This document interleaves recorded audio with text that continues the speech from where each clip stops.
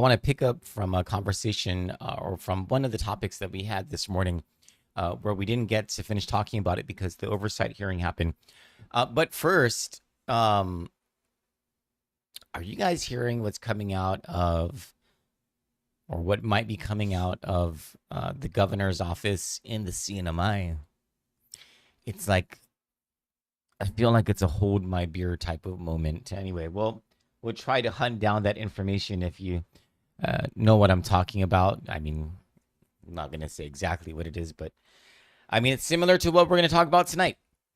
So, for the past, I don't know how many weeks. I guess it's been almost a month now because Jane Doe on June 1, 2026, she filed a federal complaint that we began reporting on, I believe, the evening of June 1, or if not, then the evening of June 2. But I think it was the evening of June 1 that we reported it.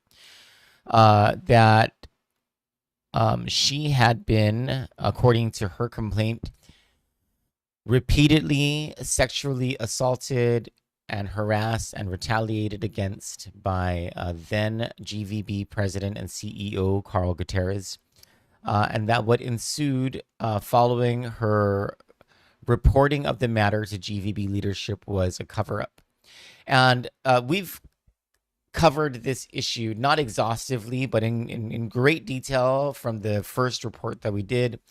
But one area that we have not really covered probably is just so important to the moving forward of this, and to other people in the workplace, for their protection. And it is the idea, or it is, we're wondering whether Guam Visitors Bureau, whether the people at Guam Visitors Bureau who knew at the time informed the right people so that the right people could take the appropriate steps that really any large or complex organization like Guam Visitors Bureau, which does have a human resources division that has staffed, trained people, would have recognized what to do and would have known what to do right away. I just wonder whether those people were told anything, and if they weren't, and if leadership kept things bottled up, how much of that might be, how much of that might contribute to the government's liability, but more importantly, having a conversation about stuff like this might help not just the government of Guam, but other organizations in dealing with things like this. We'll talk about what those things are. There are best practices that are prescribed by the U.S. EEOC, by the National Sexual Assault Crisis Center. This is not, for crying out loud, this is the 21st century. This is the third decade of the 21st century. These are things that we were struggling with back in the 1980s, and the revolution happened in the 1990s, so that by the time the 21st century came around, we weren't supposed to be having stuff like this. But here we are in the dark ages again. Anyway, we'll talk about these things on the other side of the commercial break. Stick with us. Guam's economy is growing. Millions of federal and military buildup dollars are being invested in our island. But too many off-island companies are benefiting, and many of the highest-paying jobs are still going to workers recruited from somewhere else. Frank Blas Jr. and Dr. Mary Okada have a simple belief. The best jobs on Guam should go to the people of Guam. Their plan expands workforce training, apprenticeships, and industry certifications so local residents can compete for high-skill, high-pay careers in construction, healthcare, technology, skilled trades, and defense industries.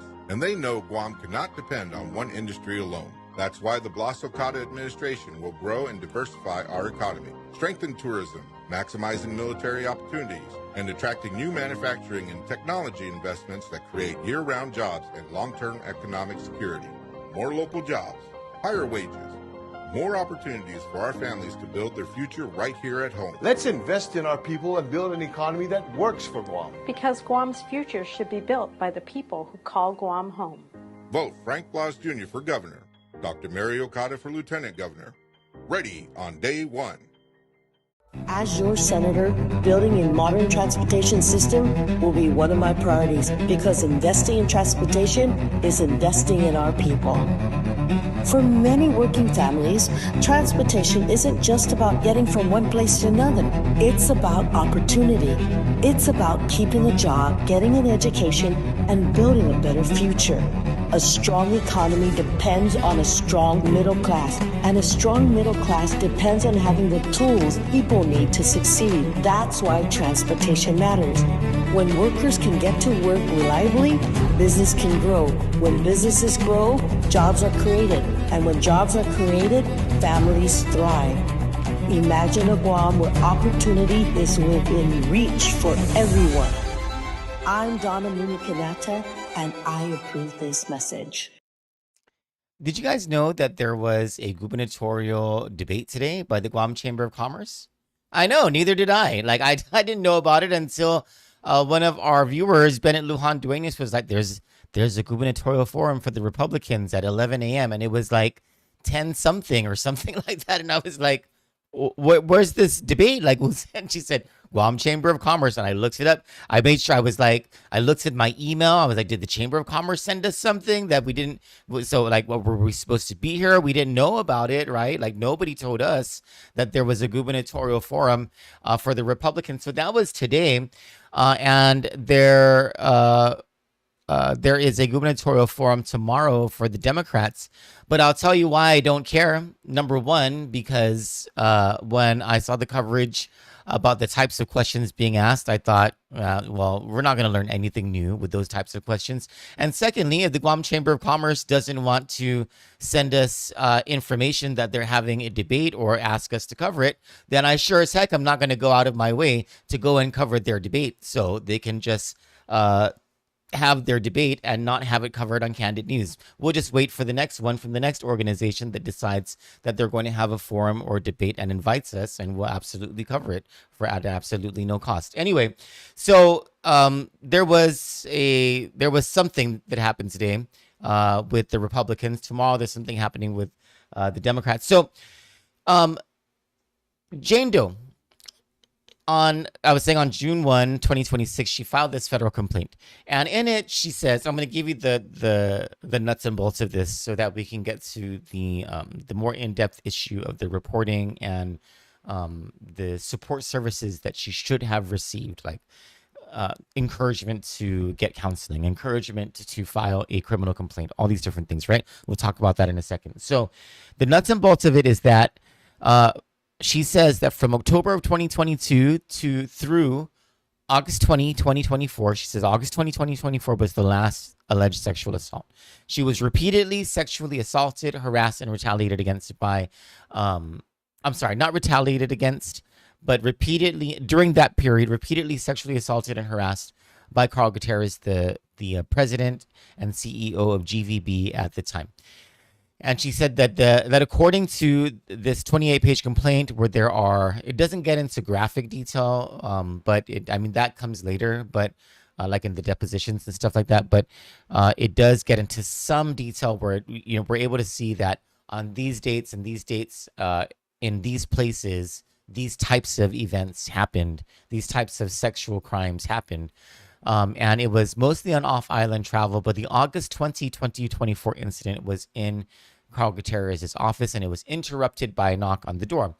Anyway, so she says that it repeatedly happened throughout this time. 2 days later, 2 days after the final incident, she went to legal counsel. She said, GVB legal counsel, didn't name legal counsel, but said GVB legal counsel. She said she informed GVB legal counsel of the sex crimes, of what had happened to her. And according to her complaint, GVB legal counsel discouraged her from reporting it. That's one. And told her that if she reported it to the board would sweep it under the rug. That's two. So this is leadership of GVB at the time, right? Informing her of this. 2.5 or 3 months later, on November 14, 2024, she makes a written complaint to George Chu, the chairman of the board. So we know at the very least that the chairman of the board on November 14 knew.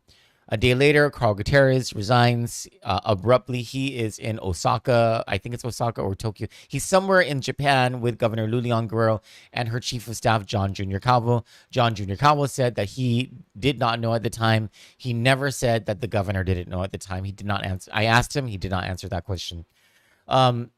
We know that several months later, I think it was August of 2025, the entire board knew, because we know that there was an executive session that happened that day where they talked about the matter. So at the very least, all of GVB's management and board were aware, leadership were aware, at the very least, since August of 2025.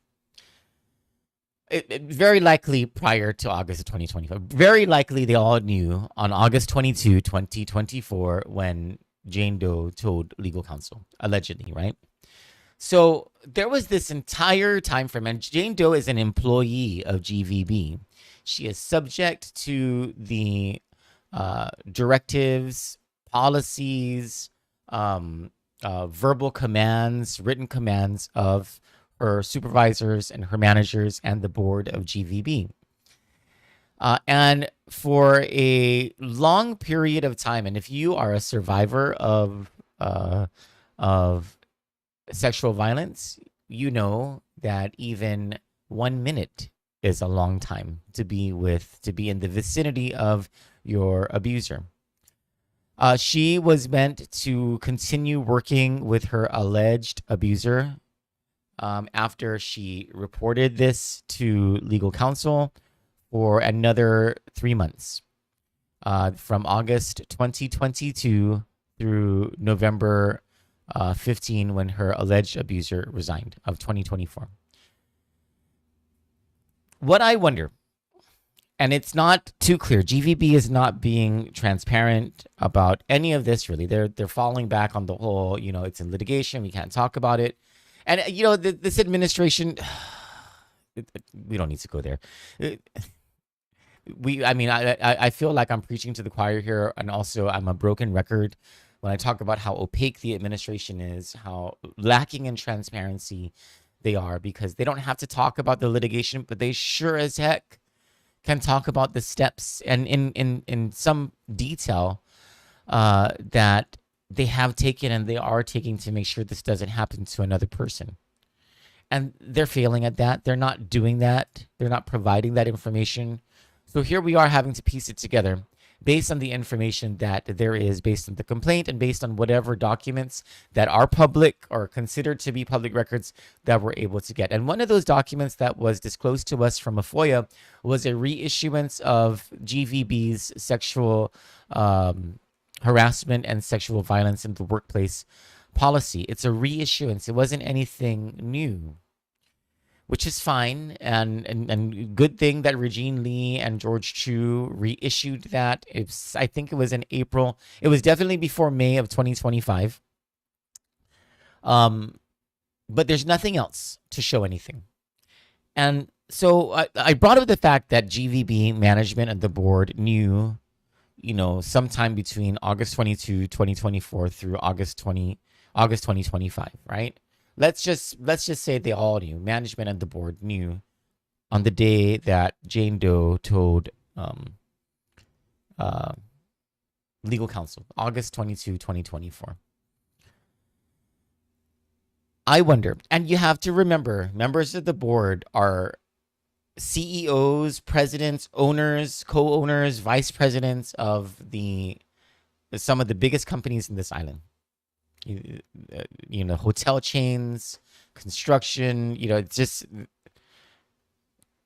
there's even a mayor. Mayor Robert Hoffman is a member of the board. And we know that heads of government agencies and offices receive ethics training, receive EEOC, sexual violence and harassment in the workplace training. So we know that he's trained.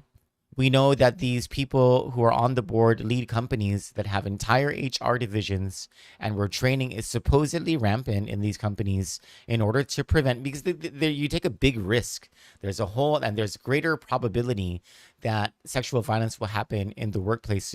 So when you have a lot more employees, and so that's one of the value points of having an HR department. It's not just to do the hiring and the interviews and all that, but there are all these laws and the protection of employees. It's a very big deal, right?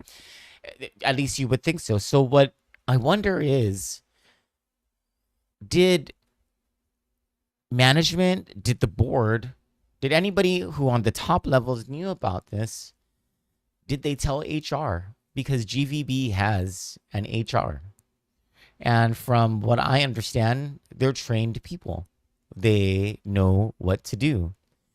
And people who are in HR know what to do because there are best practices. And like I said, prior to the break where I was like, look, this is not something that's new. This is the third decade of the 21st century.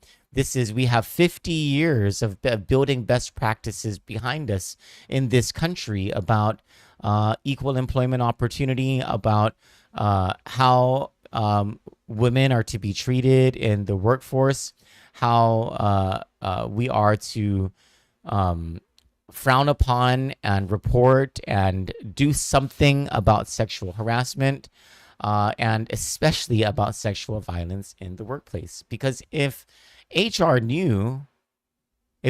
was told by Carl Gutierrez, Jerry Perez, George Chu, Regine Lee, there's a new vice president of GVB. His name is Frank Ariola. I mean, I don't know how much he knew or how much time he had to know and to fail at doing things. I don't think he's been there long enough for us to be able to look at him and be like, hey, why didn't you do this? He's just pretty brand new, right? But whoever it was at the top echelons of GVB, did they tell HR?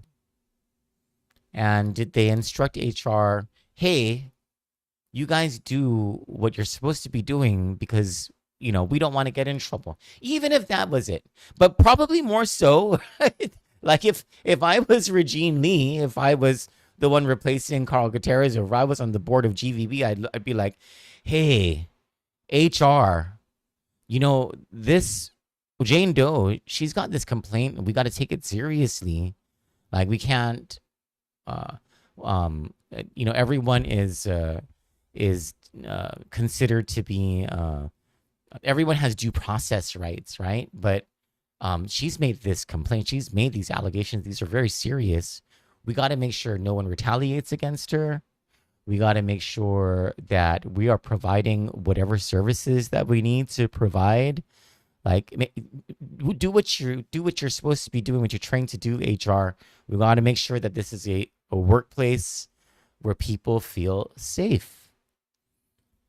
That's at least what I would have said. I would have taken it, that like a couple steps further, rather than just like, this is the code thing that we're supposed to do. But even if it was the code thing that you were supposed to do, it would have been the right thing to take those steps. And were those steps taken? And when you look at Jane Doe's federal complaint, this 28-page complaint, doesn't sound like those steps were taken, because these are the things that she says in the complaint. She says, seeking action under subsection 1983 of 42 USC, violations of the 14th Amendment attributable to GVB's official policies, customs, and practices, including the actions of a final policymaker, the absence of effective human resources oversight, the failure to train, supervise, discipline, or protect employees, and the tolerance, ratification, and concealment of misconduct following credible findings, which were the moving force behind the deprivation of Jane Doe's rights. This complaint also asserts Guam's statutory and common law claims, including Guam's public policy prohibiting sexual harassment, sexual assault, hostile work environments, retaliation, negligent supervision, negligent training, and negligent hiring and retention. On April 21, 2025, this was following a third-party investigation that I think it was Jerry Perez, the acting president of GVB at the time, he ordered. This was prior to Regine Lee coming on board when the investigation started. And then sometime during that period, Regine Lee started. So according to Jane Doe, on April 21, 2025, Jane Doe received defendants' first written update summarizing findings and noting policy violations, this is the investigation, without mention of discipline or systemic corrective action. On May 13, 2025, the new agency president, Regine Biscoli, suggested plaintiff be reassigned, but no formal plan was provided. Okay. What is the context of that reassignment?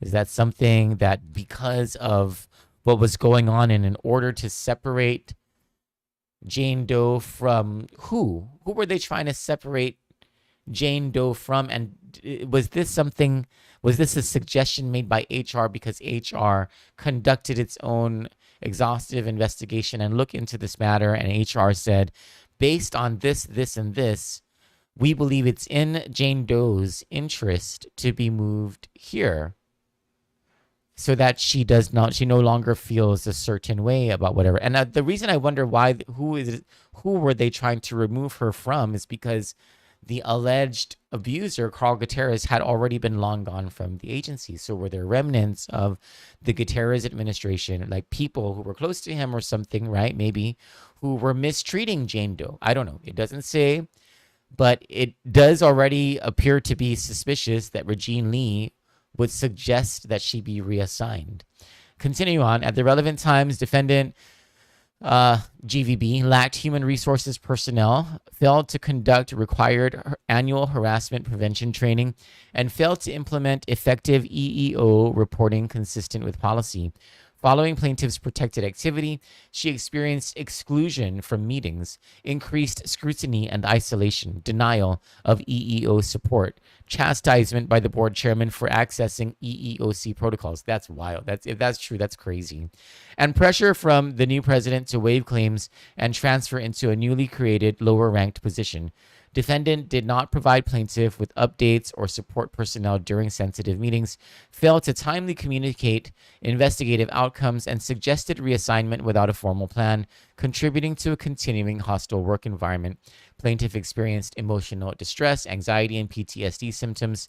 Defendant GVB's misconduct constituted a continuing course of conduct that rendered Jane Doe's working conditions intolerable and directly caused her damages.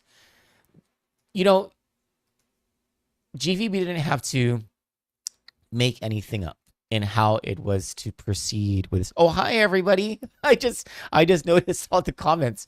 Hello to everybody who was watching us live on Facebook, Instagram, and YouTube, and to those of you who will watch the replay on Facebook, Instagram, and YouTube. Let me just see if there's anything on Instagram. No, I don't see any comments on Instagram.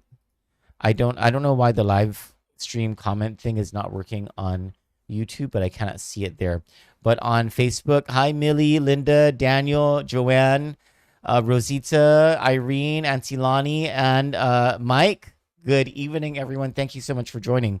And to all of you watching this live, all of you who will be watching the replay, thank you so much. God bless you all. So GVB didn't have to make anything up. There are best practices. There's an HR division. There are policies. There was just something to follow, right? Hi, Christopher. There is just a protocol to follow. And according to Jane Doe's complaint, this was not followed, like, at all. All right, so here are the very simple best practices. This comes from the National Sexual Assault Hotline. This comes from the US EEOC. This comes from the National Sexual Violence Resource Center. Like I said, there's 50 years of best practices to rely on. And there's also common sense, right? Like the very first best practice is to ensure immediate safety and medical care. And consider this. The last incident was August 20, 2024, according to Jane Doe. She made the report on August 22, 2024 to GVB legal counsel, she said. Okay? The very first thing, ensure immediate safety and medical care. Number one, remove immediate danger. Ensure the survivor is in a safe space, completely separated from the alleged perpetrator. Highly doubt that happened. Highly doubt. And matter of fact, made to work in the same workspace for the next 3 months. So, I mean, number 1A, ding, ding, ding. Number 1B, provide medical support. Offer to help the employee access immediate medical evaluation or emergency care if needed. Number 1C, offer resources. Provide immediate contact details for professional mental health services and employee assistance program or external hotlines like the National Sexual Assault Hotline. I'll tell you this, like the very first thing, and this was in 1995, almost the summer of 1995, I think.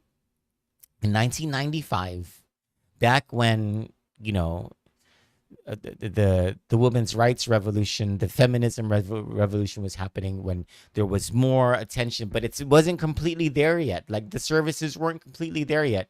But back in 1995, when I reported when I was 14 and reported the rapes that were happening to me by a school teacher, the very first thing that was done was an appointment was made for, I think it was the next day, for me to be assessed at the Healing Hearts Crisis Center it was called the Department of Mental Health and Social and Substance Abuse at the time.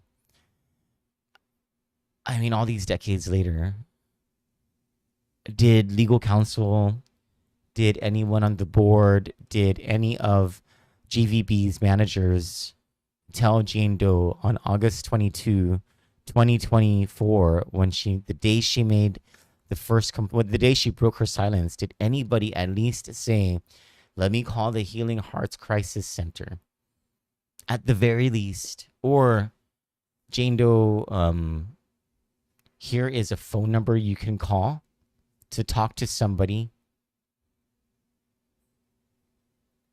If you have insurance, your counseling services will be covered. I mean, anything. And this is the importance of HR, right? This is what HR is supposed to be doing. I don't think these guys told HR, because I would be very surprised if HR knew and just didn't do anything. Number 2, address police reporting and legal rights. This is what a lot of people have asked about, right? Was a complaint made? And some have speculated that, like I speculate, that Jane Doe didn't make a police report about it because, I mean, it's the same government that had covered up the whole thing, in her belief, right? It's the same government covering up everything for the powerful people, right? Why would I waste my time with the police department run by the same people and also be re-victimized by the repeated? When you make a report to the police of something like this, one of the tactics that they use is they go over your story and they ask you to repeat things over and over. And it is a re-victimization. They don't mean to do it this way. It's just they're trying to make sure that you're telling the truth. So they're looking to, if there's any holes in your story, but it is an arduous, to say the least, process. It is, it hurts to repeat it, to say what happened to you over and over and over and over again. So that could be one reason that she didn't make a police report. Johnny Rosario, she has another theory. Most of the alleged crimes didn't happen on Guam. So would she have to make the police report in Japan or Korea or Saipan or wherever it was, right? Anyway, so number 2 on this, on the best practices, is address police reporting and legal rights. Number 2A is discuss law enforcement. Talk with the survivor to see if they want to file a police report. Well, according to Jane Doe, GVB legal counsel discouraged her from making a report, which is crazy. If that's true, that is crazy. According to Jane Doe, she wanted to tell the board, and legal counsel said the board will just sweep it under the rug. That is bonkers. Like, I cannot. That's crazy. Okay, anyway, number 2A is support their choice. Assist the employee with the reporting process if they choose to pursue criminal charges. That train has left the station. Evaluate emergency reporting. Go along with the victim's decision unless there is an ongoing catastrophic threat to the workplace or public safety that legally obligates the company to contact authorities. I don't know what that threshold is. I suppose that will all be litigated. The third thing, implement interim workplace adjustments. Yeah, I don't think this happened. 3A, separate the parties. Immediately alter schedules, shifts, reporting lines, or physical locations so the individuals do not interact. 3B, target adjustments correctly. Move or suspend the alleged harasser. Never force changes on the victim unless they explicitly request them, as mandatory reassignment can look like unlawful retaliation.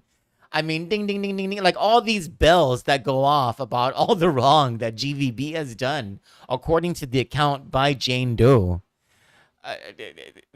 They did everything the absolute wrong way, according to what you're not supposed to be doing. I mean, by the law, by best practices, and also by common sense. And then 3C is consider paid leave, offer the survivor a flexible, supportive leave of absence to process the event, recover, or seek legal counsel. I don't know if they did this. Nothing in the record is showing that was done. Number 4, conduct a prompt internal investigation. It took almost half a year for GVB to begin an internal third-party investigation. So that sure as heck isn't prompt. 4A is launch an inquiry, begin a thorough fact-finding investigation separate from any external police timeline, documenting all evidence, witness statements, and electronic communications. 4B, protect privacy, maintain strict confidentiality, and restrict details only to HR personnel or executive staff who need to know. And 4C, document actions, keep exhaustive logs of the complaint details, interview summaries, timeline, and company actions to protect against civil liability. We don't know whether any of that stuff, all of that stuff is now part of the litigation. All of that stuff is not going to be public record.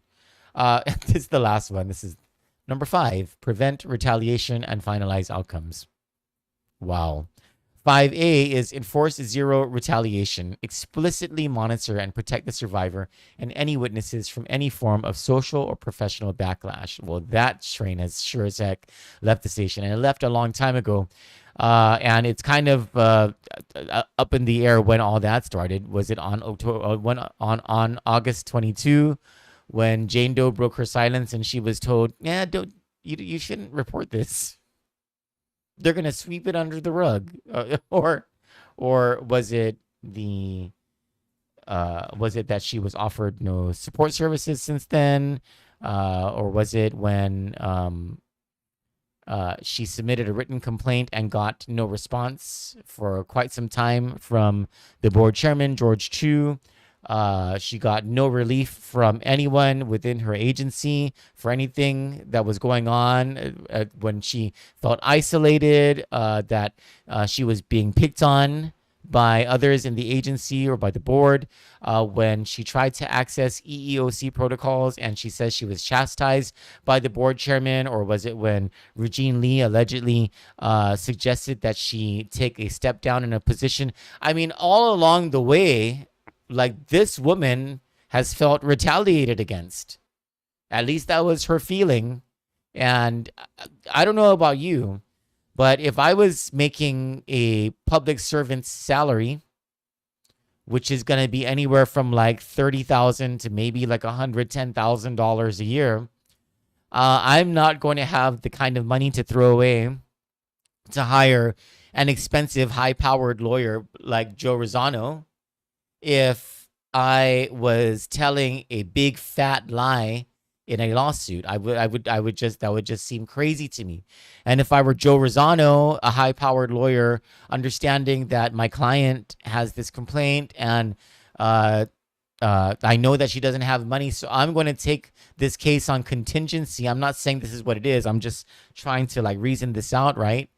I'm not going to take that case on contingency if I feel like my client's story doesn't match with the evidence that she's showing me, or it seems that she's full of it. So, you know, there's something happening here. What's the saying? Where there's smoke, there's fire. Anyway, 5B, enforce disciplinary action. If the investigation validates the claim, take definitive remedial action up to and including termination of the perpetrator. So, by the time the non-prompt, the belated investigation happened, which was months after Jane Doe broke her silence to GVB, GVB started the investigation half a year later. And by the time the investigation was done, And even before the investigation started, the alleged perpetrator was no longer there. But was there anybody else? Did the investigation find, because according to Jane Doe's allegation or complaint, the investigation validated her claims. That was a thing, that they believed she was telling the truth. Did the investigation show, and we don't have this document either, and Jane Doe says that they refused to provide her this document, but did it show that anybody else was in on the retaliation or the cover-up? And if anybody else was in on it, those people should be terminated too. But of course, we know how this goes with the government of Guam and with this administration and how they treat their favorites and their cronies. And the last thing, the last one's funny. Consult corporate counsel. Work alongside legal counsel to evaluate compliance with federal guidelines from agencies like the U.S. Equal Employment Opportunity Commission or regional occupational health authorities. The last best practice, the last tip in this entire thing is the very first thing that Jane Doe allegedly did. And how has that worked out for Jane Doe so far? And how, if anywhere else in the government, and not just the government, but in the private sector, these things are ignored, how many more people are going to be victims of workplace sexual violence and institutional cover-up? Because I'll tell you this, it's not a nice thing, and it affects people for the rest of their lives. For Kandit News, I'm Troy Torres. You all have a wonderful evening. Join me tomorrow for the morning show, which will begin around 9:50 a.m., not at 8 a.m. as it normally is supposed to, but at 9:50 a.m. As a lead-in to our coverage of a 10 a.m. Public hearing by the legislature. For Kandit News, I'm Troy Torres. You all have a wonderful evening. God bless you, and good night.